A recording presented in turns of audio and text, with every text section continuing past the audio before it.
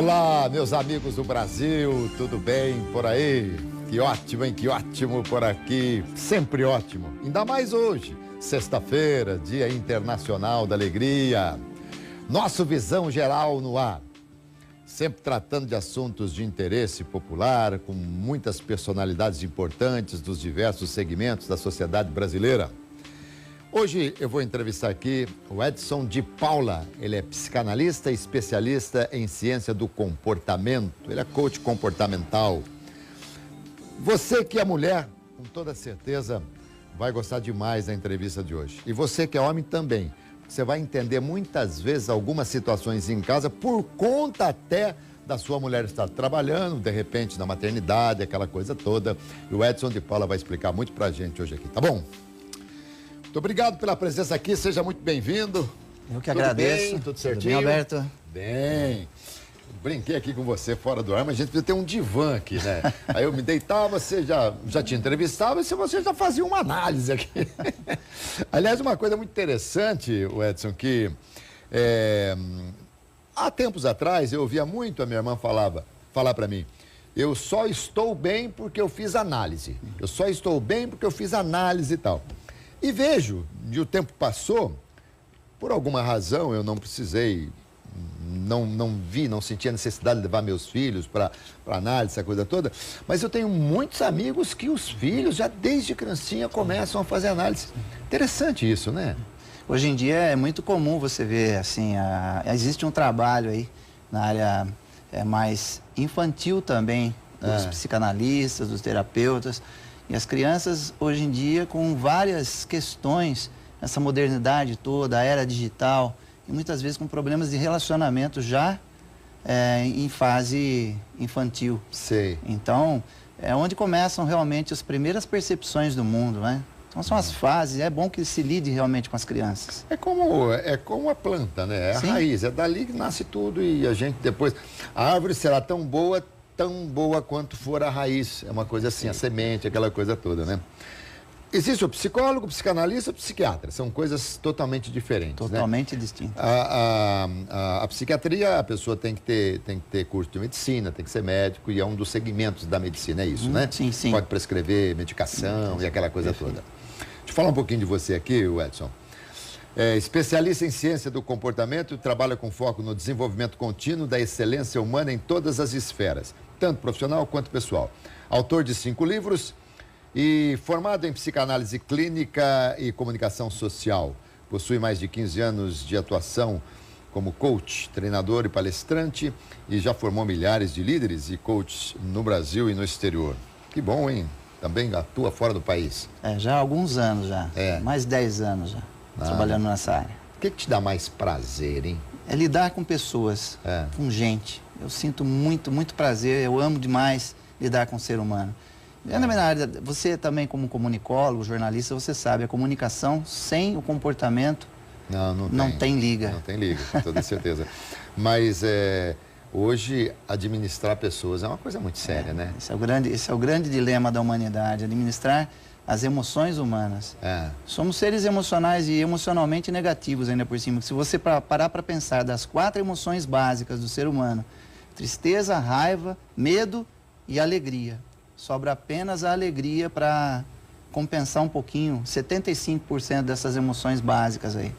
Tristeza, raiva, o medo e a alegria. E a alegria. Se você dividir, dá 25% para cada um. 25%, então 75% da nossa essência é emocionalmente negativa. E como lidamos com essas emoções no dia a dia que faz a diferença. Sabe, o Edson, que às vezes eu falo para algumas pessoas que estão chorando por determinadas situações que, claro, quando você está de fora, você até às vezes age irrelevante e tal, mas só ninguém mesmo consegue viver ou analisar sem estar vivendo em si, o foco. Mas, às vezes eu digo, olha, poupe um pouco das suas lágrimas, porque haverá momentos em que elas serão inevitáveis, né, na vida. E antes da gente começar aqui o mote da nossa entrevista, acho que eu nunca tive a oportunidade de falar isso aqui, ainda agora quando você vem me dá me abre esse espaço, né?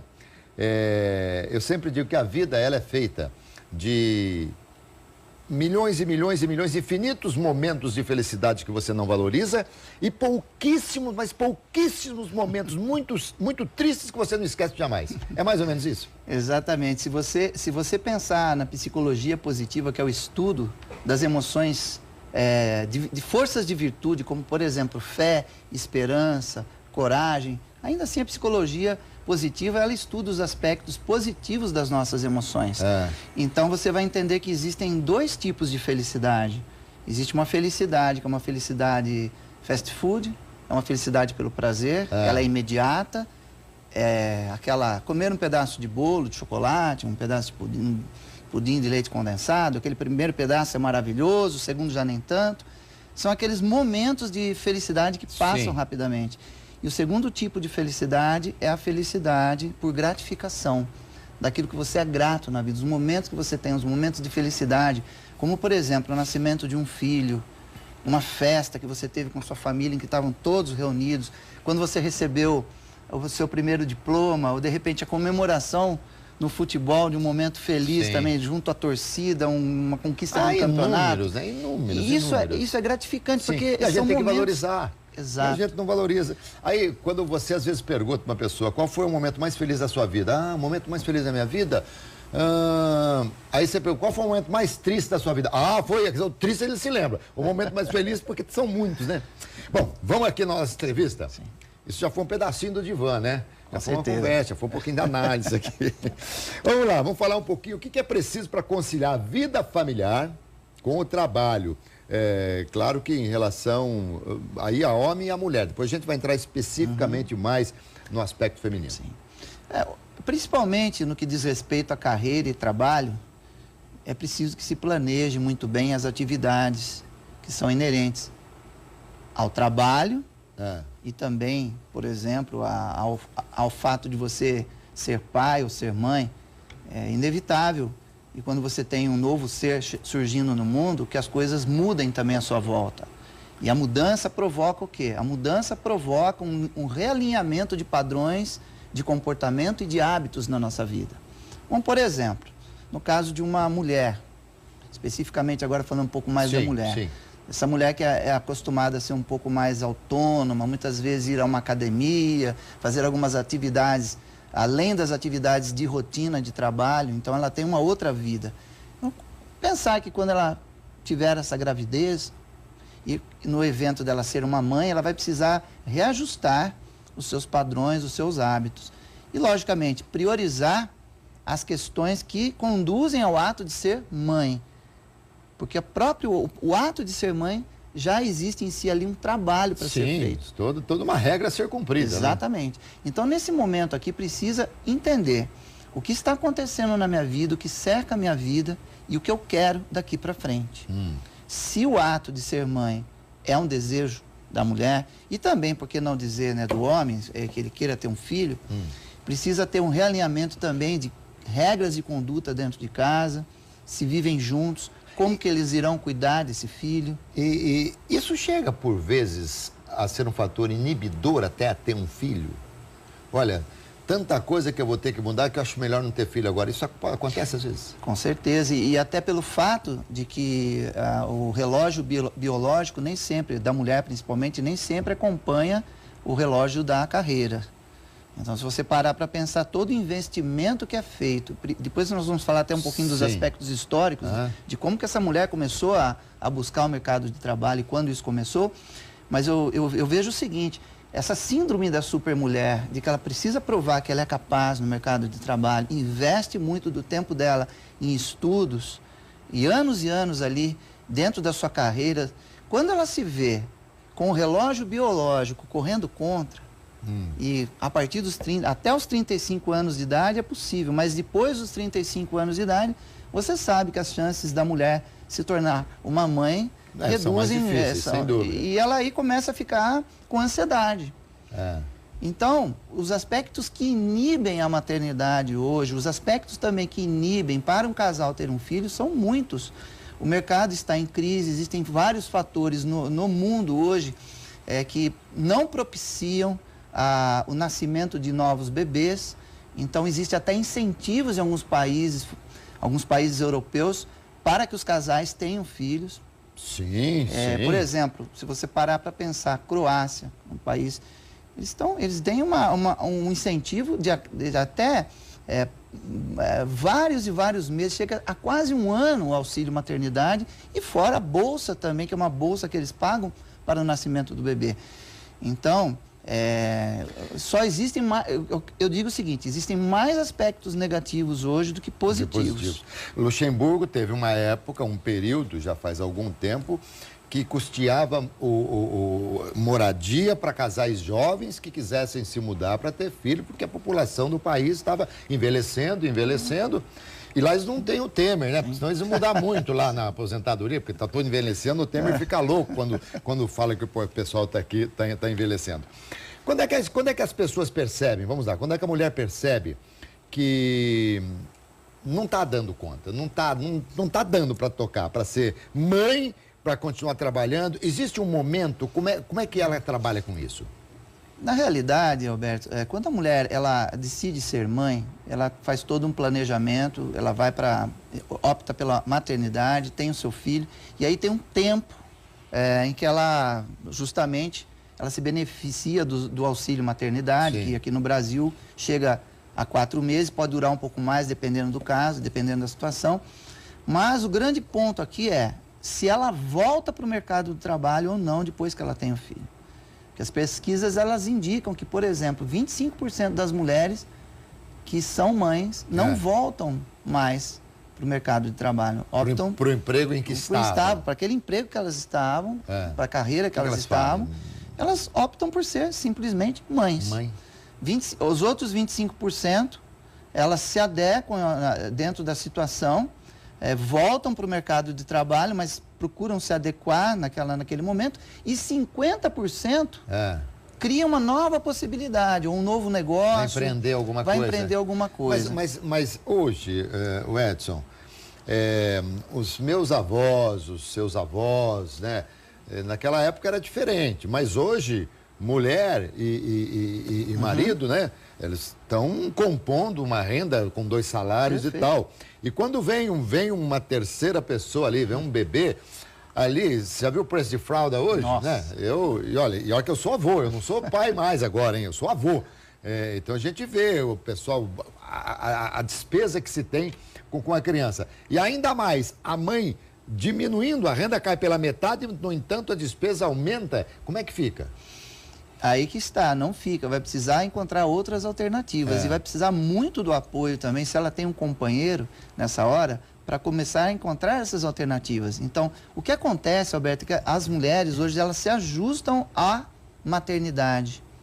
Elas se ajustam à maternidade, porque ser mãe é um princípio que a mulher defende na sua essência. Ela nasce, ela nasce pensando nisso. Ela já é mãe quando é bebezinho, quando pega uma boneca, exato, né? Quando já começa a ser mãe ali.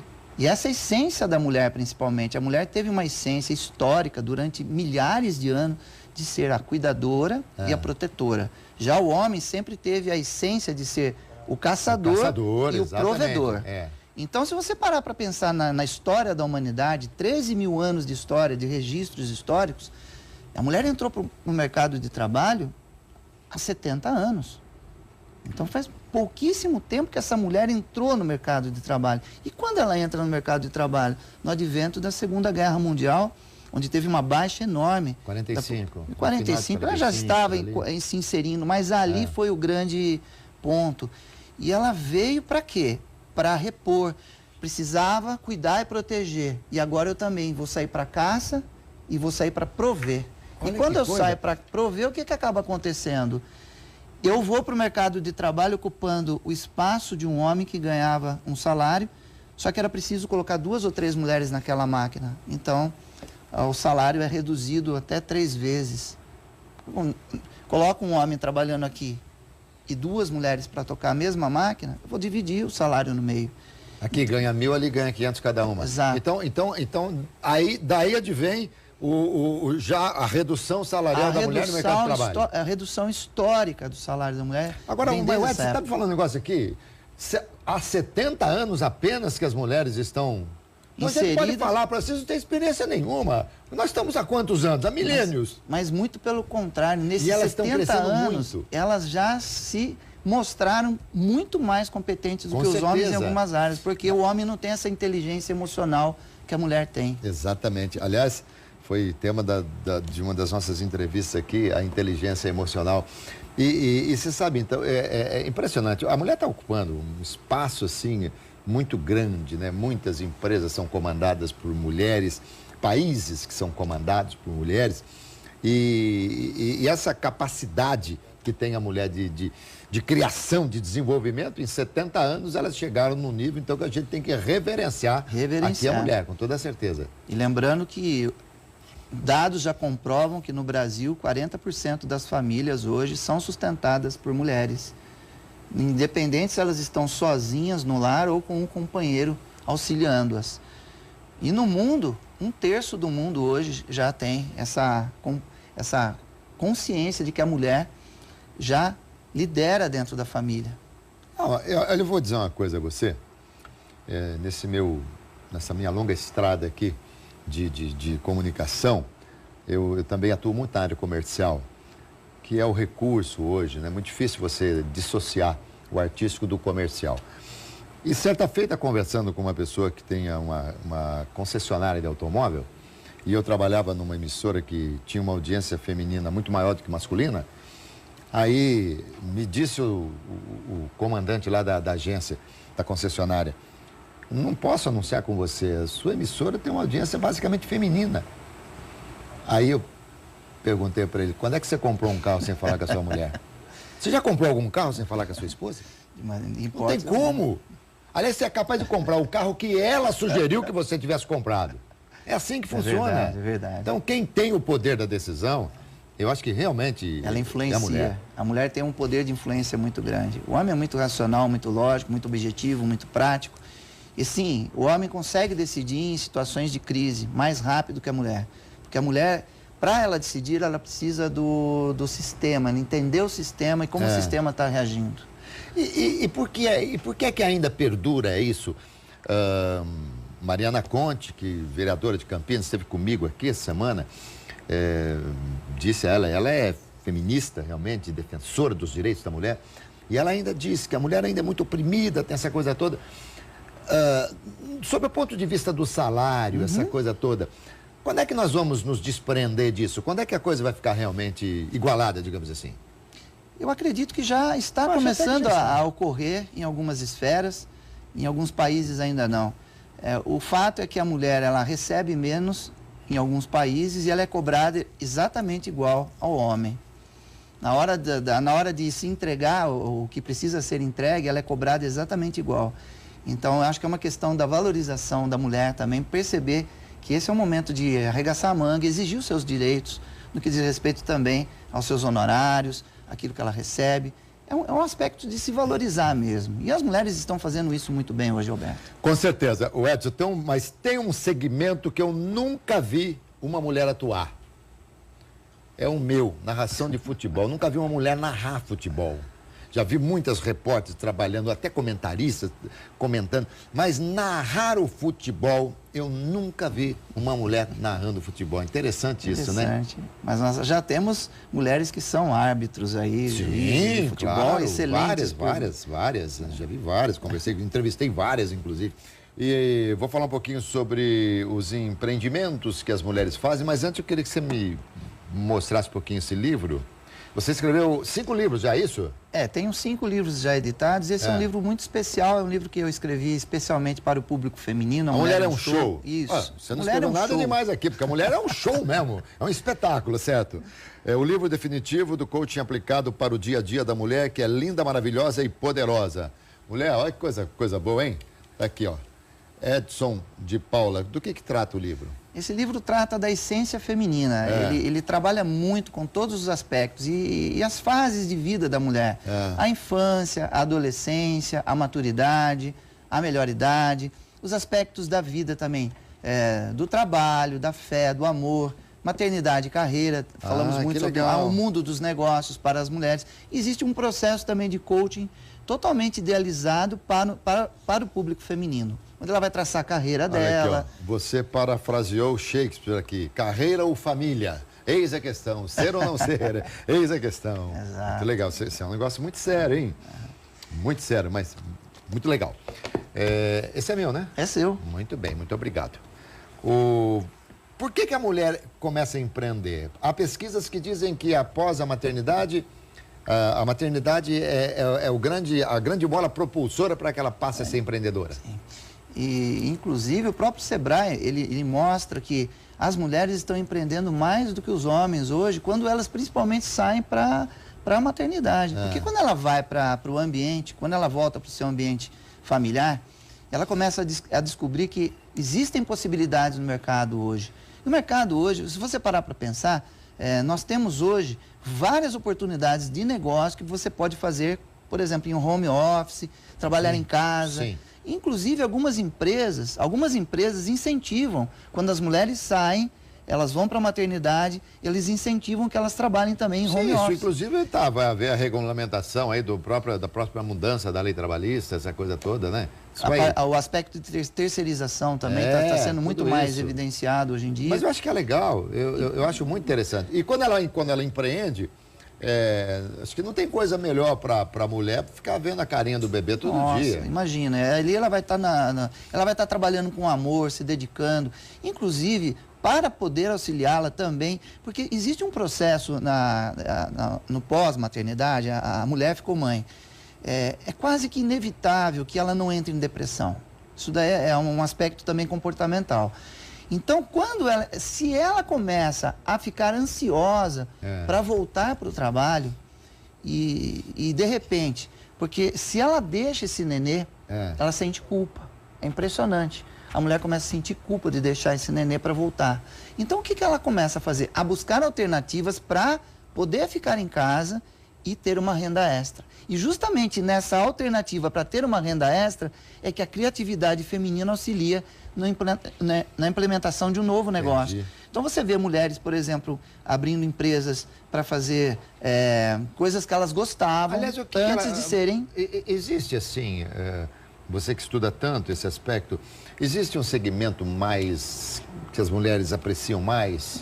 Beleza, a parte de qualidade de vida, própria gastronomia, gastronomia, certo? Não gastronomia de gastar. A mulher gosta de pegar um cheque da gente, logicamente, consome muito. Cheque elas não pegam mais, né? Consome muito cartão. A mulher aliás, nem da gente mais, a gente que usa junto com elas. As mulheres são as maiores consumidoras que existem. Então, elas estão antenadas com o mercado, muito mais do que os homens. É como você disse, vai comprar um carro, o marido tem que pedir permissão muitas vezes para a mulher, porque ela está sabendo de todos os preços, está pesquisando. Então, a mulher pesquisa muito. Agora, o Edson, convenhamos, hein?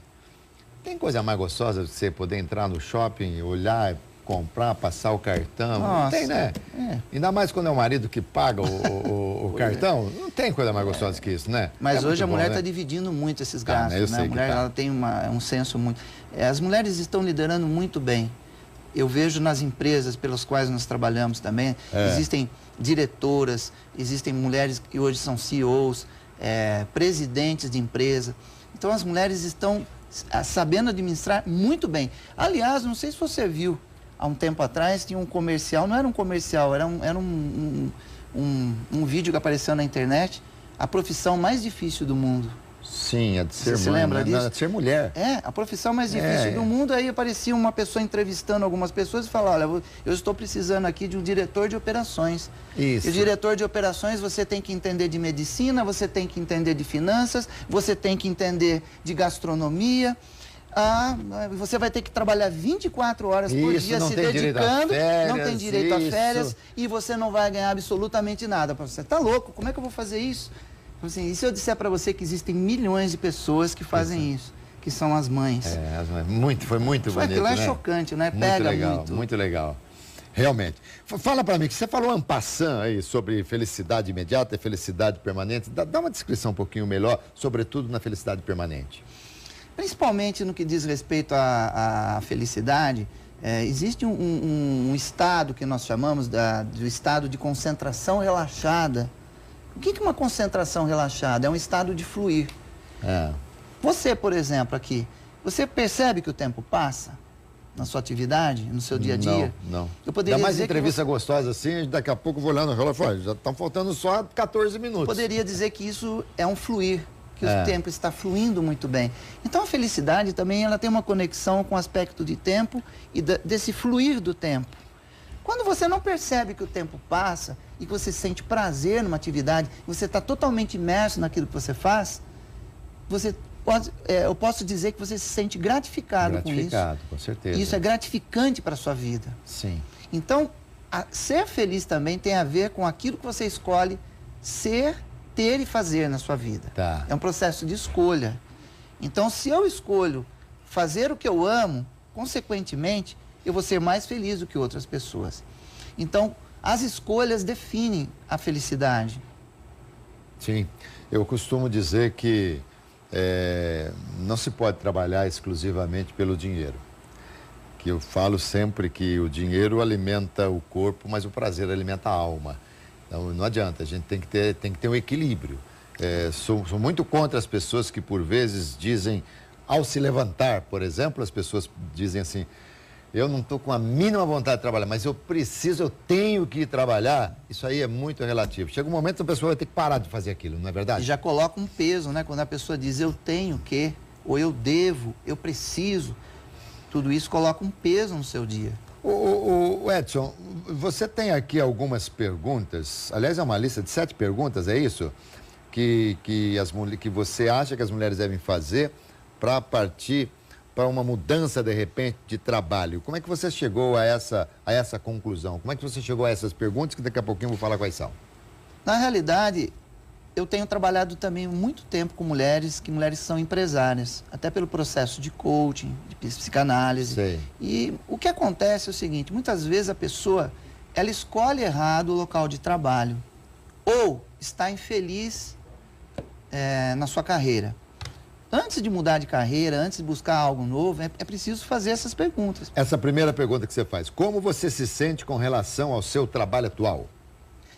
Como você se sente com relação ao seu trabalho atual significa, esse ambiente está propiciando para você tudo que você precisa, você se sente bem, você se sente feliz nesse ambiente, porque tem muito a ver com a relação do ambiente, nesse caso. Não apenas com o comportamento da pessoa, dos pares de trabalho, mas esse ambiente, ele me propicia o que eu preciso. Por exemplo, quando a mulher vai precisar ser mãe ou sair para ser mãe, será que esse local de trabalho ampara ela nessa questão? Ah, entendi.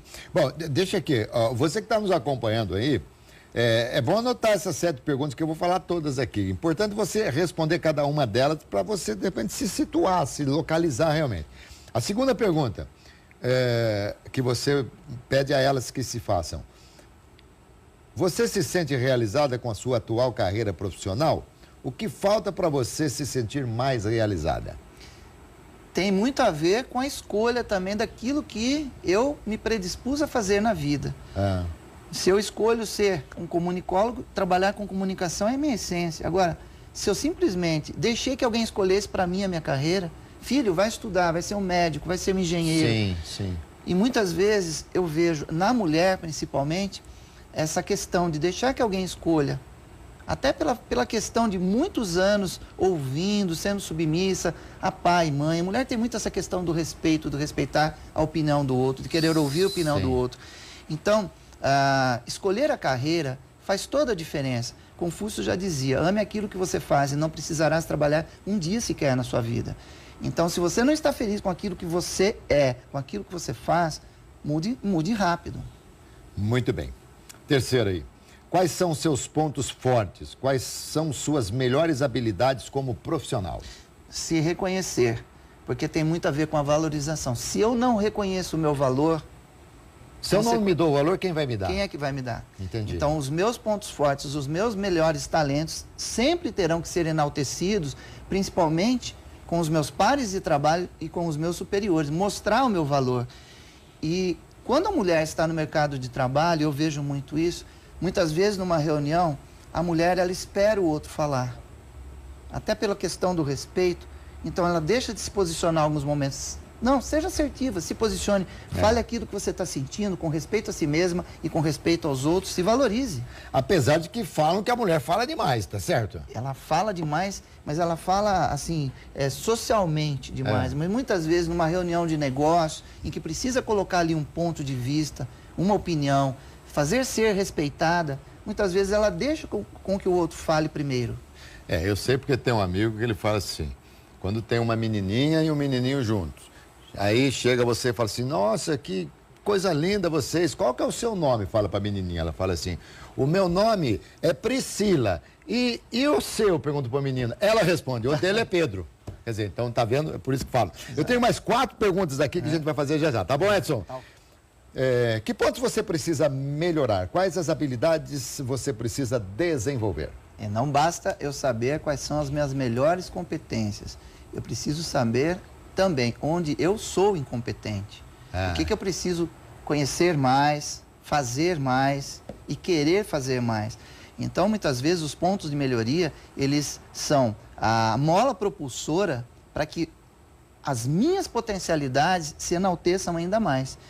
Muito no legal. meu limite que eu reconheço a minha Muito potencialidade. Legal. Interessante que, conversando com o médico outro dia aqui, ele disse que quando você vai fazer uma dieta, a primeira coisa que você tem que fazer é se olhar no espelho e falar assim, eu estou gordo, mas eu vou emagrecer. Essa primeira parte eu já resolvi, eu olho para o espelho e falo, eu estou gordo, mas a segunda parte eu ainda não consegui, mas ainda vou conseguir. Vamos lá, Quinta, se pudesse mudar algo na sua vida profissional, o que você mudaria? Se pudesse mudar algo na sua vida, o que você mudaria ou o que seria? E o que seria agora? Porque muitas vezes as pessoas protelam. As pessoas já sabem o que precisa mudar, mas elas ficam evitando. Elas ficam se auto-sabotando. O princípio da autossabotagem inibe a pessoa ao sucesso. Então, identificar exatamente, ó, isso daqui não está mais fazendo parte. O que é que eu estou fazendo que eu não deveria fazer? Muito bem. É a grande pergunta. Isso aqui achei interessante. Liste 3 objetivos que você deseja conquistar na sua carreira profissional.